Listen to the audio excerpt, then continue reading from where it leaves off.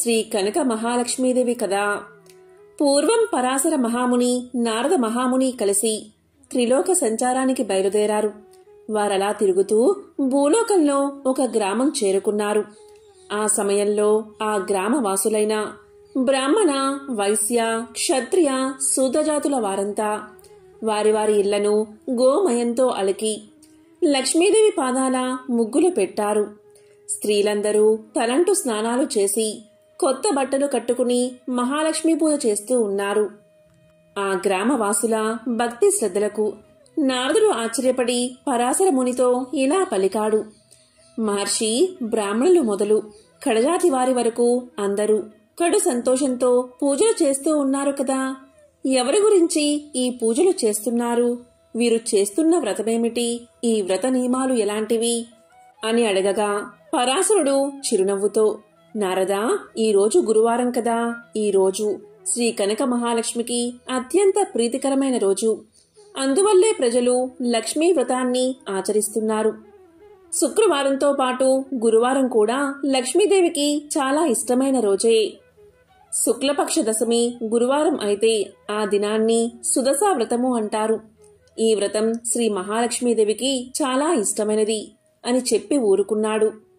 బ్రహ్మ మానసపుత్రుడైన నారదుడు అది ఆలకించి, మహనీయ, ముందు ఈ వ్రతాన్ని ఎవరైనా ఆచరించారా? వారు ఎలాంటి ఫలాన్ని పొందారు? ఆ చరిత్ర కూడా వివరించు అని వేడుకున్నాడు.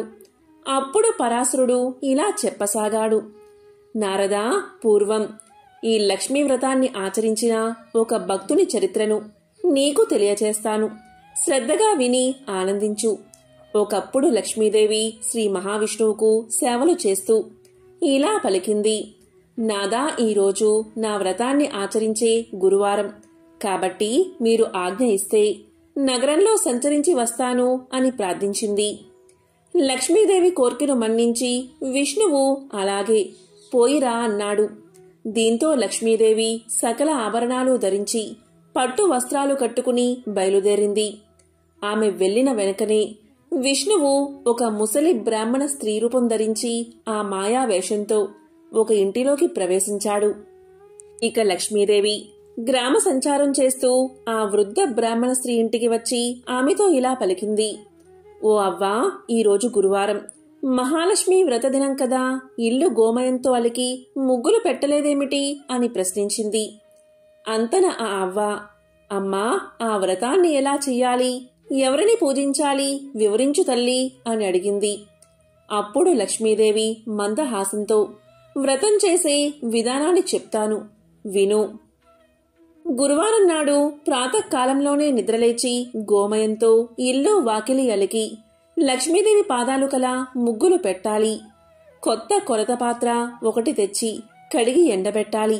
దాన్ని వివిధ రకాల బొమ్మలతోనూ ముగ్గులతోనూ అందంగా అలంకరించాలి. స్నానం చేసి శుభ్రమైన బట్టలు కట్టుకుని శుచిగా ఉంచి ఒక బల్ల కడిగి దానిమీద కొత్త ధాన్యం, ఎరుపు, నలుపు, తెలుపు రంగులవి కొద్దిగా వెయ్యాలి. మరికొంచెం కొత్త కొలత పాత్రలో వెయ్యాలి. ఆ పాత్రపైన 3 పోక చెక్కలు పసుపు నీటిలో కడిగి ఉంచాలి. తెల్ల ధాన్యం ఈనెలు తీసుకుని వచ్చి వాటిని జడలాగా అల్లి మనసులోని కోరిక తలుచుకుని కొత్త పాత్రపై ఉంచి దానిపై ఎరుపు రంగు వస్త్రం, పువ్వులు ఉంచాలి. లక్ష్మీదేవిని తలుచుకుని పువ్వులు, గంధం, ధూపదీపాలు సమర్పించాలి. ముందుగా పాలు నివేదించి తర్వాత అన్నాన్ని, పిండి వంటలు, కూరలతో మహా నైవేద్యం పెట్టాలి అని లక్ష్మీదేవి బ్రాహ్మణ స్త్రీకి తెలియచేసింది. ఇంకా లక్ష్మీదేవి ఆ బ్రాహ్మణ స్త్రీకి ఇలా చెప్పింది. గురువారం నాడు నూనెతో వంటలు కాని పిండి వంటలు కాని చేయకూడదు. గురువారం పూజ చేసేవారు చేపలు, మాంసం తినకూడదు. తలకు నూనె రాసుకోకూడదు. అంతేకాదు, పత్తితో వత్తులు చేసిన ఆనపకాయ కాని నీచు కూరలుగాని తిన్నా, మంచంపై పడుకున్నా, రాత్రులు పెరుగన్నం తిన్నా లక్ష్మి ఇంట ఉండదు. ఇంకా దరిద్రులు అయిపోతారు. గురువారం నాడు ప్రాతకాలంలోనే లేచి పొయ్యిలోని కాలిన బూడిదను తీయకపోయినా, వీధి వాకిలి తుడవకపోయినా ఇంట లక్ష్మి నిలవదు. గురువారం నాడు ఏ స్త్రీ శుచి అయి తెల్లటి వస్త్రాలు కట్టుకుంటుందో వారి ఇంట లక్ష్మి ప్రసన్నమవుతుంది. ఏ స్త్రీ గురువారం నాడు పిల్లలను తిట్టడం కొట్టడం చేస్తుందో, ఇల్లు వాకిలి శుభ్రం చేయదో, వంట సామానులు అంట్లు తోమదో, సాయం సమయమున గుమ్మం దగ్గర సంధ్యాదీపం ఉంచదో, ఆ స్త్రీ ఉన్న ఇంట ఒక్క క్షణమైనా లక్ష్మీదేవి ఉండకపోగా ధనహాని సంతానహాని కలుగజేస్తుంది. అలాగే గురువారం రోజున ఉడకని పదార్థాలు తినడం, అమిత నిద్ర, అమావాస్య సంక్రాంతి తిథిలో అశుభ్రంగా ఉండి విహరించడం, అత్తామామలను సేవించక కస్సు బుస్సులు ఆడడం చేసే స్త్రీల ఇంట లక్ష్మీదేవి పాదాలు నిలపదు. ఇంకా భోజనానికి ముందు తర్వాత కాళ్ళు చేతులు ముఖము ఏ స్త్రీ కడుక్కుంటుందో, ఏ స్త్రీ ఇతరులతో మాట్లాడుతున్నప్పుడు చీటికి మాటికి నవ్వుతుందో, ఏ స్త్రీ బూడిద గుమ్మడికాయను కోస్తుందో, అలాంటి స్త్రీలు నీచ బుద్ధి కలవారై అన్న వస్త్రాలకు దూరమైపోతారు. ఏ స్త్రీ గురువారం రోజు ధర్మాలు చేయక, పూజలు చేయక పరుష సాంగత్యమునే సదా కోరుకుంటుందో, ఆమె పాపకోపమునకు పోవడమే కాక బతికి ఉన్న రోజులు తిండికి మొహం వాసిపోతుంది. గురువారం, అమావాస్య, సంక్రాంతి పర్వతిథులయందు నిషిద్ధ పదార్థాలు ఏ స్త్రీ తింటుందో ఆమె అవసాన కాలంలో అనేక బాధలు పడి చనిపోయిన తర్వాత యమకింకరులతో నానా బాధలు పడుతుంది. జ్ఞానవంతురాలైన ఏ స్త్రీ ఆ 3 రోజుల్లో భక్తితో దైవ సేవలు, ఒక పూట భోజనము కలిగినంతలో దానధర్మాలు చేస్తుందో అటువంటి స్త్రీకి ధన ధాన్యాలు, పుత్ర సంతానం, సంతానాభివృద్ధి కలుగుతాయి. ప్రతి స్త్రీ తాను ఆచరించే నిత్య కృత్యాల బట్టి సిరి సంపదలు కలుగుతాయి. స్త్రీ ఉదయం నిద్ర నుంచి లేచిన వెంటనే ముఖాన్ని కడుక్కోవాలి. ఆ విధంగా కడుక్కోని స్త్రీ ముఖం చూస్తే పాతకాలు కలగడమే కాక ఏ కార్యం తలపెట్టినా జయం కలగదు. స్త్రీ దక్షిణం వైపు, పడమర వైపు ముఖం పెట్టుకుని ఏ పదార్థాలు తినకూడదు. దీపం లేని చీకటి ఇంట భుజించకూడదు. చీకటి పడిన తర్వాత నూనె రాసుకోకూడదు. మాసిన కట్టుబట్టలను ఎక్కడ పడితే అక్కడ పడవేయకూడదు. ఏ వనిత ఇంటికి తిరగడం, భర్త ఆజ్ఞ లేకుండానే ఇష్టం వచ్చినట్లు సంచరించడం, భర్త మాటలు వినక ఎదురు చెప్పడం, దైవ కార్యాలయందు, దేవ బ్రాహ్మణులయందు భక్తి విశ్వాసాలు లేకుండా ఉంటుందో, దాన ధర్మాలు చేయదో అటువంటి వనిత గృహం రుద్రభూమితో సమానంగా భావించి లక్ష్మీదేవి అక్కడ అడుగు పెట్టదు. ఉత్తమ స్త్రీ భర్తను సేవించి భర్త అనుజ్ఞ ప్రకారం నడుచుకుంటూ ఉంటుంది. అతిథి సత్కార్యాలు జరుపుతూ అత్తామామల సేవలు విడవకుండా ఆచరించాలి. తన బిడ్డ పరాయి బిడ్డ అనే వివక్షతను చూపక అందరికీ సమానంగా వడ్డించాలి. భర్త సుఖమే తన సుఖము, భర్త కష్టమే తన కష్టము అనే భావంతో మెలిగితే లక్ష్మీదేవి సంతోషించి కలకాలం ఆమె ఇంట ఉంటుంది. నారద ఈ విధంగా మహాలక్ష్మి ఆ వృద్ధ బ్రాహ్మణ స్త్రీకి గురువార వ్రతాన్ని ఆచరించే విధానాన్ని తెలియచేసి ప్రతి వీధికి, ప్రతి ఇంటికి వెళ్లి చూసింది. అప్పటికి ఏ స్త్రీ కూడా నిద్ర నుంచి లేవలేదు. కాలకృత్యాలు తీర్చుకోలేదు. తలలు విరబూసుకుని వంటిమీద బట్ట సరిగ్గా లేక గుర్రుబెట్టి నిద్రపోతున్నారు. లక్ష్మీదేవి వారందరినీ చూసి అసహించుకుని ఒక మాలపల్లెకు వెళ్ళింది. ఆ పల్లెకు ఒక మూల బీద హరిజన స్త్రీ నివాసముంటుంది. ఆమె ప్రతిరోజు ప్రాతకాలంలో లేచి గోమయం తెచ్చి ఇల్లు వాకిలి శుభ్రం చేసుకుని బియ్య పిండితో ముగ్గులు పెట్టి లక్ష్మీ పాదాల చింత దీపం పెట్టి బియ్యాన్ని ఉంచి ధూపదీప నైవేద్యాలు సమర్పించి పద్మాసనంలో కూర్చుని లక్ష్మిని ధ్యానిస్తూ ఉండేది. తాను వెళ్లేసరికి ఆ స్త్రీ భక్తితో పూజలు చేస్తూ ఉన్నందున మహాలక్ష్మి సంతోషించి ఆ పరిశుభ్ర స్థలమున తన 2 పాదాలు ఉంచి ఆమెతో ఇలా పలికింది. ఓ భక్తులారా, నేటితో నీ కష్టాలు తీరగలవు. నీవు దుఃఖించ అవసరం లేదు. నీ నిశ్చల భక్తికి నేను ఎంతగానో సంతోషించాను. నీకేం కావాలో కోరుకో అని పలికింది. శ్రీ మహాలక్ష్మి సాక్షాత్తు దర్శనం చూడగానే ఆమె నోట మాట రాక ఏ వరాన్ని కోరుకోలేకపోయింది. మరలా లక్ష్మీదేవి ఇలా పలికింది. నీవు బతికి ఉన్ననాళ్ళు అష్టైశ్వర్యాలతో తులతూగిదువుగాక, జన్మాంతమున వైకుంఠానికి వచ్చుదువుగాక, నా వ్రతాన్ని చేస్తూ ఉండు. నీకు శ్రీహరి అనుగ్రహం కూడా కలుగుతుంది అని చెప్పింది మహాలక్ష్మీదేవి. ఇక మహాలక్ష్మి చెప్పిన ప్రకారం ఆ హరిజన స్త్రీ కడునిష్టతో ధ్యానం చేస్తూ ఉండేది. లక్ష్మీదేవి పాదాలయందే మనసు లగ్నం చేసి ఉన్నందున ఆమె భక్తికి లక్ష్మీదేవి ఆనందించి ఆమె ఉన్న పూరగుడిసెను పెద్ద భవంతిగా చేసింది. ఇంటికి 4 మూలలా ధనరాశులు ఉన్నాయి. దానివల్ల ఆమె భాగ్యవంతురాలు అవడమే కాక 5 పుత్రులు కూడా కలిగారు. ఓ నారదా, ఇంకా విను. ఆ హరిజన స్త్రీకి లక్ష్మీదేవి ఐశ్వర్యాన్ని కలిగించిందంతా బలరాముడు తన దివ్య దృష్టి వల్ల తెలుసుకుని విష్ణుమూర్తి వద్దకు వెళ్లి, లక్ష్మీదేవి మాల పల్లెకుపోయి అంటరాని మాల స్త్రీకి సిరి సంపదలు ఇచ్చినందున మహానేరం చేసింది కాబట్టి లక్ష్మిని నీ మందిరంలోకి రానివ్వదని తెలియచేశాడు బలరాముడు. అంతలో గ్రామ సంచారం చేసుకుని వస్తున్న లక్ష్మీదేవి విష్ణు మందిరంలోకి ప్రవేశిస్తూ ఉండగా బలరాముడు ద్వారానికి అడ్డంగా నిలబడి లోనికి రావద్దని శాసించాడు. మరియు శ్రీహరి, నీవు ఈమె ముఖాన్ని చూడవద్దని కృష్ణుణ్ణి ఆజ్ఞాపించాడు. అన్న ఆజ్ఞ ప్రకారం లక్ష్మిని వదిలేయడానికి హరి ఒప్పుకున్నాడు.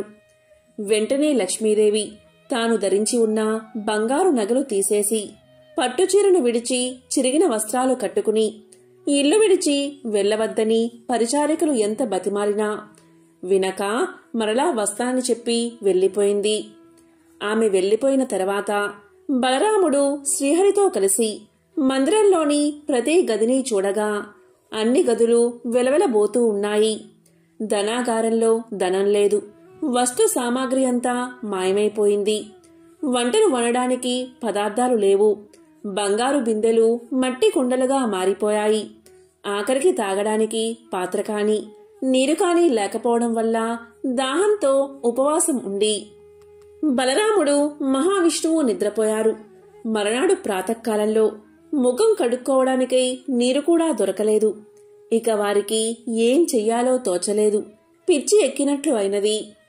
అంత బలరాముడు జగన్నాథుడైన విష్ణుమూర్తితో, బలరాముడు ఇలా పలికాడు, తమ్ముడు, మనం నిన్నటి రోజున ఆహారం తీసుకోలేదు.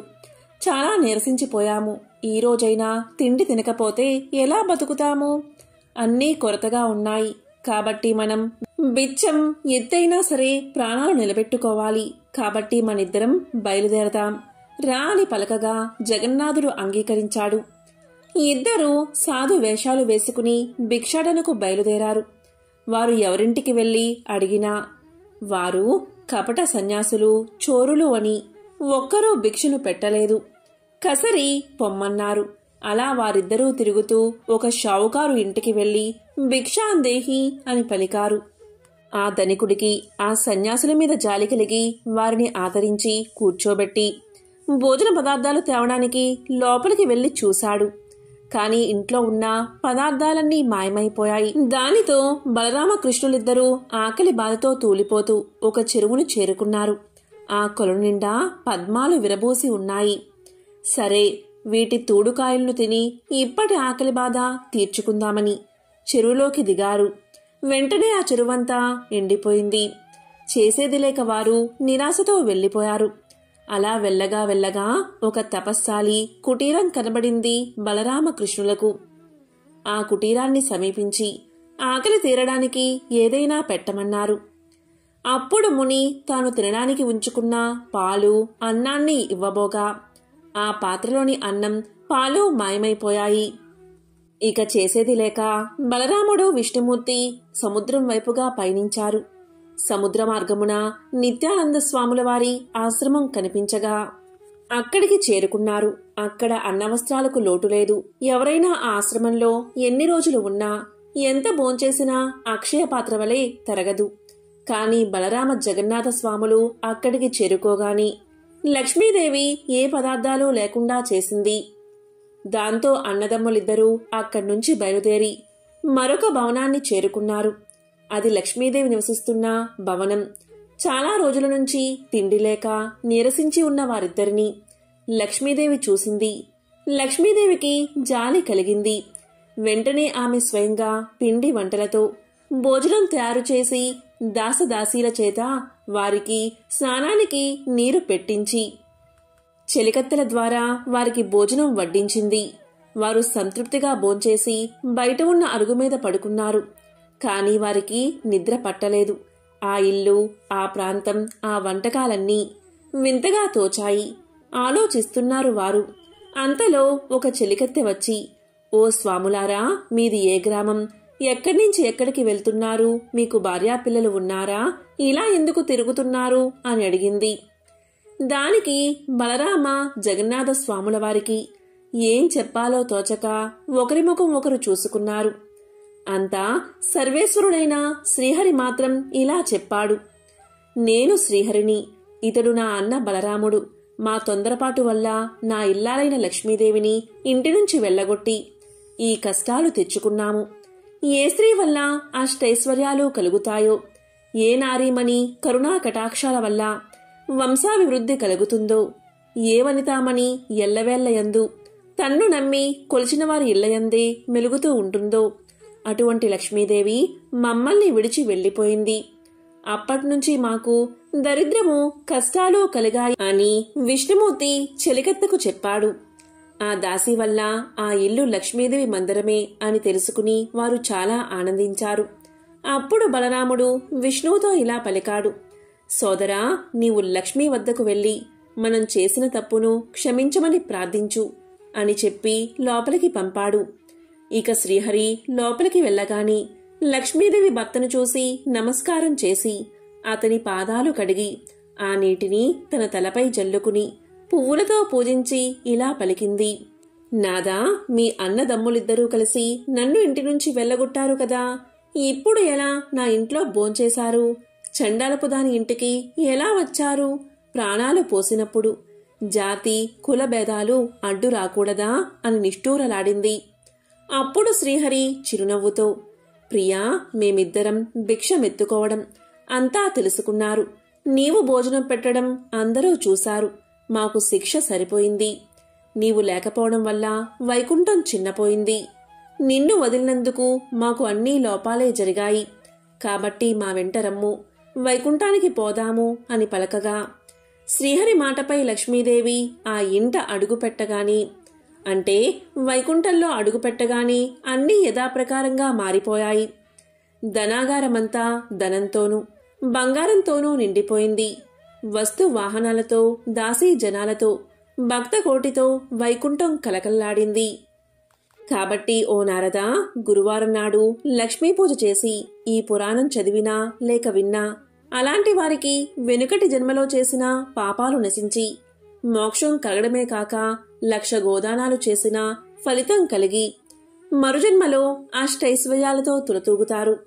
ఈ లక్ష్మీ పురాణ పఠనం ప్రతి మానవుడు ముక్తి పొందడానికి మార్గదర్శనం కాగలదు అని పరాశరముని నారదునికి శ్రీ లక్ష్మీ పురాణాన్ని వివరించాడు.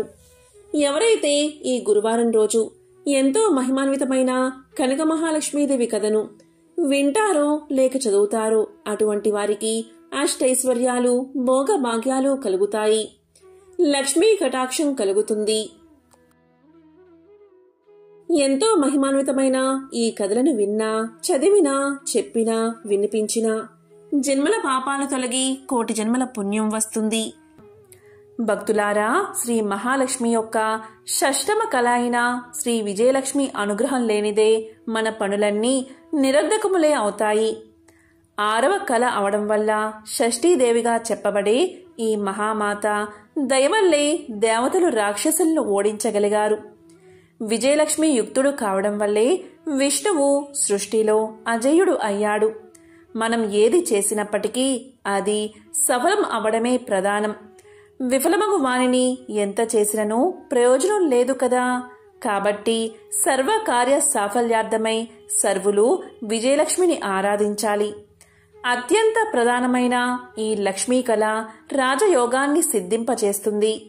తెలిసి కాని తెలియక కాని ఎవరు విజయలక్ష్మి ఆరాధన చేస్తారో వారికి సత్ఫలితాలకు లోటు ఉండదు.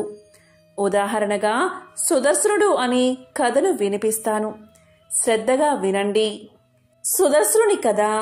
పూర్వం ఒకప్పుడు మనోరమ అనే ఆమె విధివశాన భర్తను సంపదను కోల్పోయి ఒక్కగానొక్క కుమారుడైన సుదర్శనితో సహా అడవులకు పారిపోయింది. గంగా తీరమందలి అడవులకు చేరుకోగా అక్కడ నిషాదులు కొందరు ఆమె దగ్గరున్న స్వల్ప ధనాన్ని, అలంకరించుకున్న విలువైన ఆభరణాలను సమస్తాన్ని అపహరించుకుపోయారు. కట్టుబట్టలతో మిగిలిన ఆ తల్లి పసికందుతో సహా చెరువులోని భరద్వాజుడి ఆశ్రమానికి చేరి ఆ ఋషిని శరణు కోరింది. మనోరమ కథను విని భరద్వాజుడు ఎంతో బాధపడ్డాడు. అప్పుడు భరద్వాజ మహర్షి ఇలా పలికాడు: తల్లి, నీ కుమారుడు ఎదిగేంతవరకు ఓర్చుకో. నా ఆశ్రమం అందే ఉండు. వాని శ్రేయస్సుకుగాను ఏదైనా యోచన చేద్దాము అని పలికాడు. ఆమె అక్కడే ఉండిపోయింది. ఈ సంగతి తెలిసిన శత్రువర్గం వారు ఆమెను సుదర్శుణ్ణి చంపడానికై ఆశ్రమం మీదకి దాడి చేశారు. విధివశాన ఆ తల్లి కొడుకులు ఎక్కడో దాక్కున్నారు కనుక బతికిపోయారు. ఆ సమయానికి ఎక్కడికో వెళ్లిన భరద్వాజుడు మళ్లీ వచ్చి జరిగింది తెలుసుకుని కోపగించాడు. కాని వారిని శపించి తన తపశ్శక్తిని వృధా చేసుకోవాలి అనుకోలేదు భరద్వాజుడు. అందుచేత సుదర్శుణ్ణి చేరబిలిచి ఇలా పలికాడు: నాయనా, నీ అభివృద్ధికై నేను చెప్పినట్లు నువ్వు చెయ్యి. ఇక నుండి నిత్యం దేవిని ఆరాధించు. మహామాయ మహాలక్ష్మి అయిన ఆమె షష్టమ కలనే విజయలక్ష్మి అని పిలుస్తారు. ఆమె అనుగ్రహం లేనిదే ఎవ్వరికీ జయం కలగదు. కాబట్టి నీవు విజయలక్ష్మి పూజలు చెయ్యి. ఆమెయే నిన్ను కాపాడుతుంది అని బోధించాడు భరద్వాజుడు. దానికి ఆ బాలుడు అంగీకరించాడు. భరద్వాజుడు మంత్రోపదేశం చేశాడు. ఆనాటి నుంచి సుదర్శనుడు ఆ మంత్రాన్ని నిత్యము జపించసాగాడు. విజయలక్ష్మిని ఆరాధించసాగాడు. ఆ తల్లి ప్రభావం వల్ల అటుపై వారికి ఎలాంటి ఆపద కలగలేదు. సుదర్శనుడు యుక్త వయస్కుడు అయ్యాడు. అప్పటికే భరద్వాజుడు సుదర్శనుడికి అనేక శాస్త్రాలను, ధనుర్విద్యలను నేర్పాడు. ఇది ఇలా ఉండగా శృంగబేరాన్ని ఏలే నిషాదరాజు ఆ సుదర్శనుడికి స్నేహితుడు అయ్యాడు. నిషాదరాజు సుదర్శనుడికి రథాన్ని బహుకరించాడు.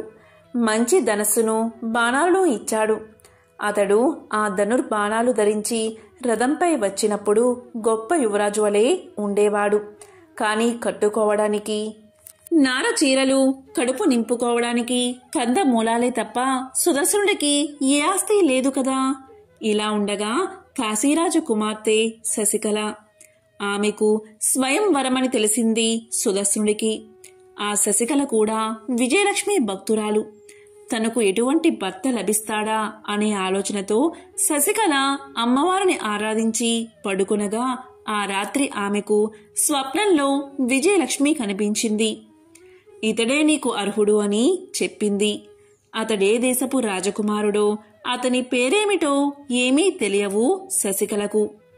భరద్వాజ ఆశ్రమణకు చేరి ఒకానొక బ్రాహ్మణుడు శశికళ స్వయంవర వృత్తాంతాన్ని తెలిపాడు. నిషాదరాజు ప్రోత్సాహంతో సుదర్శనుడు ఆ స్వయంవరానికి వెళ్ళాలి అనుకున్నాడు. సుదర్శనుడు వెంటనే ఋషి నుండి, తల్లి నుండి ఆశీస్సులు తీసుకుని తన రథంపై ఎక్కి కాశీకి బయలుదేరాడు. అక్కడ శశికళ స్వప్నంలో అమ్మవారు చూపించిన సుదర్శనుడి రూపాన్ని చిత్రం గీసి దానిని తండ్రికి ఇచ్చింది. ఇందులో గలవాడే నా వరుడు.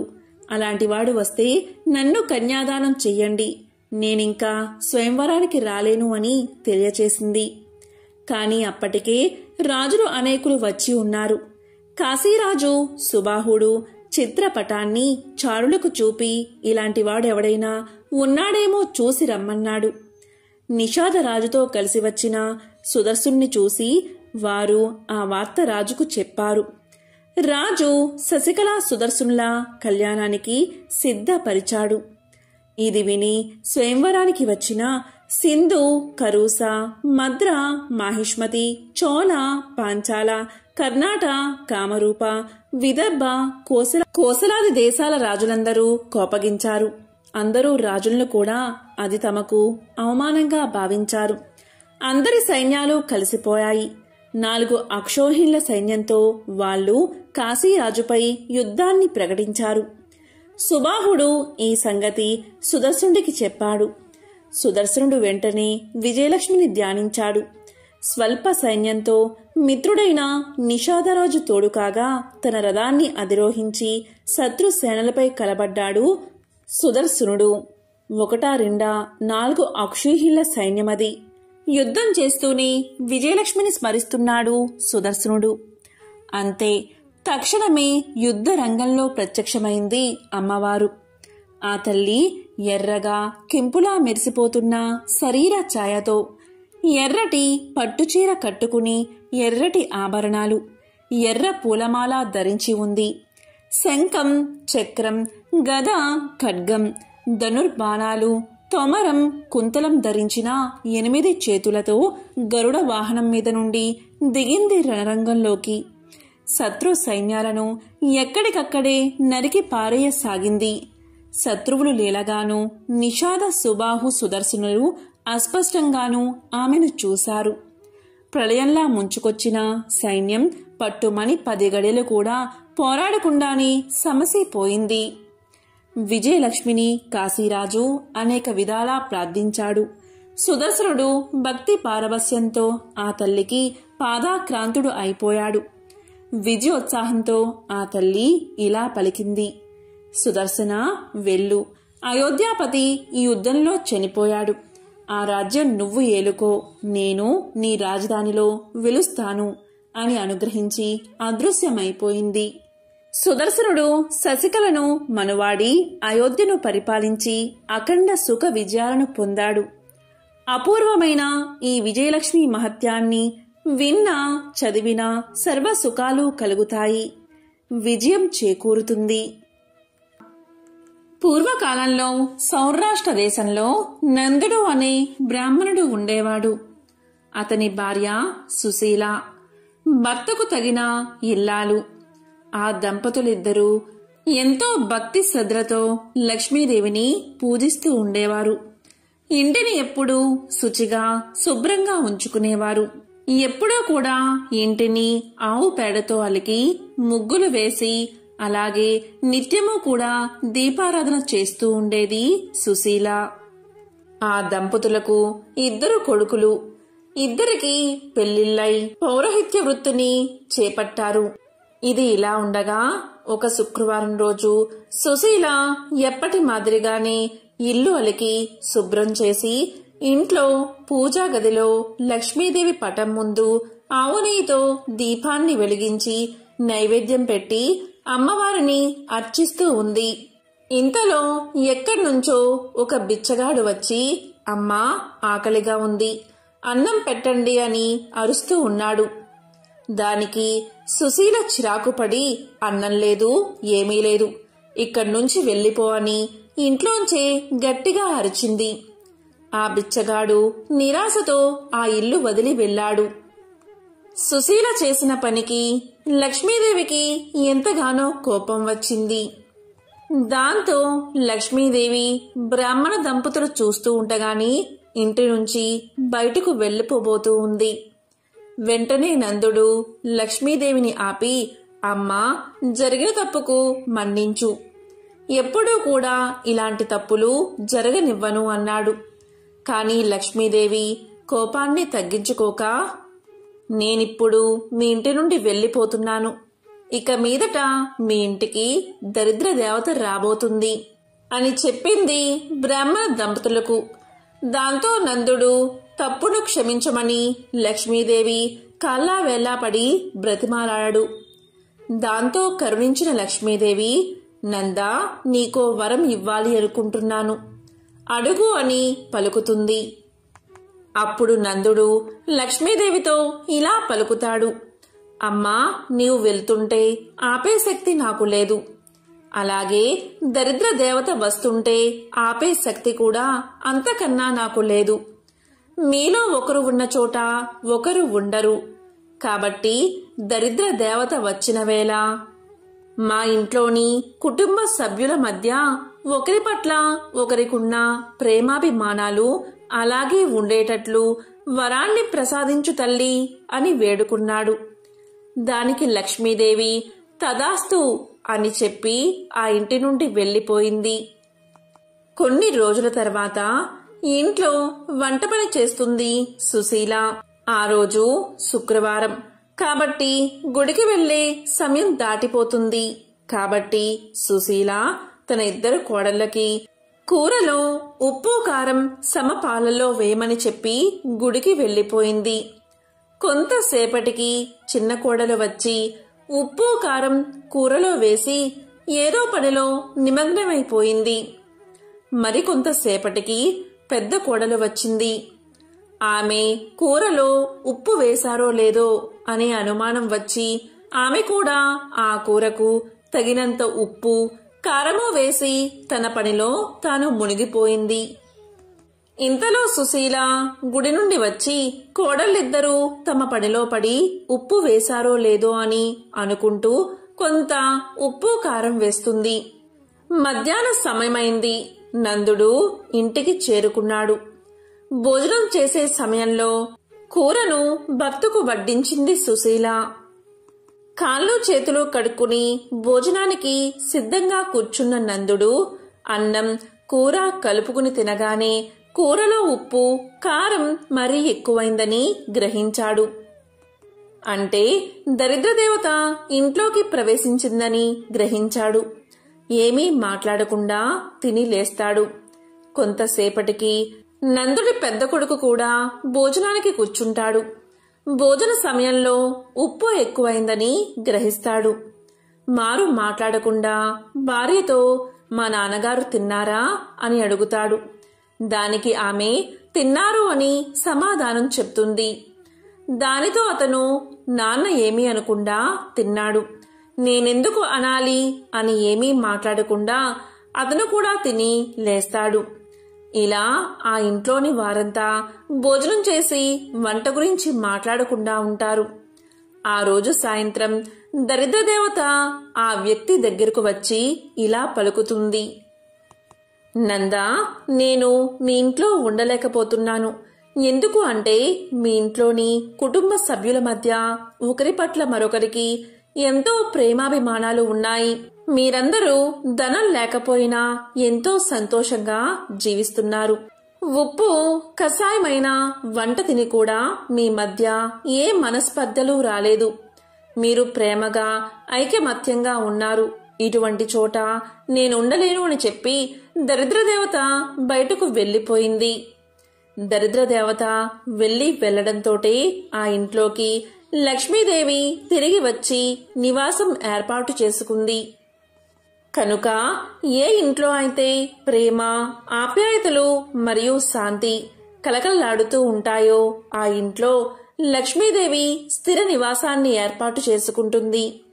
ఆ ఇల్లే లక్ష్మీ నివాసం అనబడుతుంది. ఓం శ్రీ మహాలక్ష్మియే నమః. ఓం శ్రీ మాత్రే నమః.